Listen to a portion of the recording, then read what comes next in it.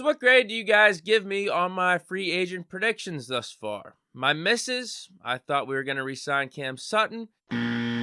Also, thought that Tremaine Edmonds would be a Steeler. And just yesterday, I said this. I just don't think we have to do anything crazy. Man, we could just bring back Spillane and I think be on our way. But my hits, bringing back DeMonte Casey and also Larry Ogunjobi. Patrick Peterson, Nate Herbig, I think those are washed. No one was predicting that. So am I still no Shadikas, or do you think I need to be tagged on freezing cold takes? Either way, here's where we sit now. We lost an inside linebacker yesterday in Robert Spillane to the Las Vegas Raiders, but we replaced him today with a Robert Spillane-esque type of replacement. Only better, and he's got a mullet. But first, let's give our goodbyes to old Bobby Spillane.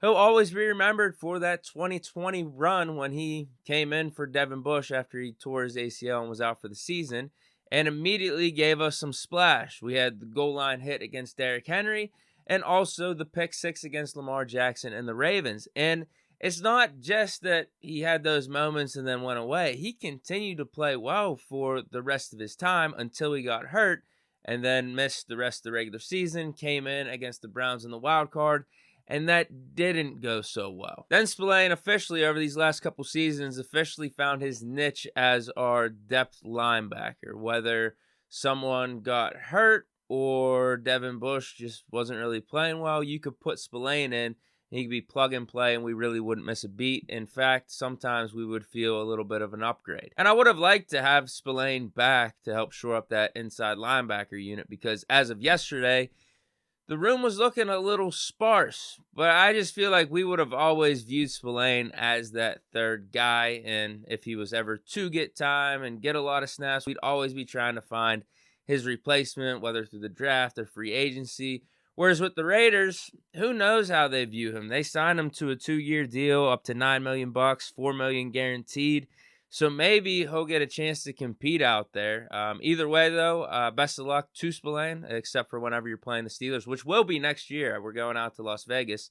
Thank you for your services in Pittsburgh. Once a Steeler, always a Steeler. So essentially, it's one inside linebacker out, one inside linebacker in. As the Steelers today signed former Commanders inside linebacker Cole Holcomb to a 3-year deal. We're still awaiting the exact numbers and details on the contract. The breakdown on Holcomb is he's been Washington's starter over the past 4 seasons from when he came in as a rookie. Has a bit of an injury history, was actually poised for a career year this past season in 2022, but an injury in Week 7 caused him to miss the rest of the way. But overall, Holcomb's just been a productive player, having multi-100 tackle seasons, athletic, ran a 4.5 140 and had a 9.6 out of 10 RAS score at the combine. A great run defender, just needs some work in pass coverage, but who does that sound like to you? Robert Spillane, right? It just feels like Holcomb is the better version. And you have a lot of Commanders fans lamenting that they didn't bring back Holcomb, which is a good sign for us. Also, he was tabbed as the green dot guy over in Washington, a leader, and given the captain's patch. I just wonder where we had Holcomb at on our free agent inside linebacker priority list, because there were reports that came out yesterday after Van Der Esch re-signed with the Cowboys that the Steelers were interested, and that would have been pretty sick. But overall, I feel like this Holcomb signing's still a good one. Don't think it stops us from drafting an inside linebacker early in the draft in the first couple rounds, but it just gives us options so we don't feel like we have to draft an inside linebacker if the value isn't there, because we could still be set at the position heading into 2023. Now, I still feel like there's more potential moves to be had. Talk about a Gentry, a Terrell Edmonds. Should we focus on a specific slot cornerback? Now, I think if we bring back Edmonds, I don't think you got to focus on slot cornerback, at least in free agency, maybe later in the draft, because Casey could fill that role. We still have an Arthur Mollett and everything.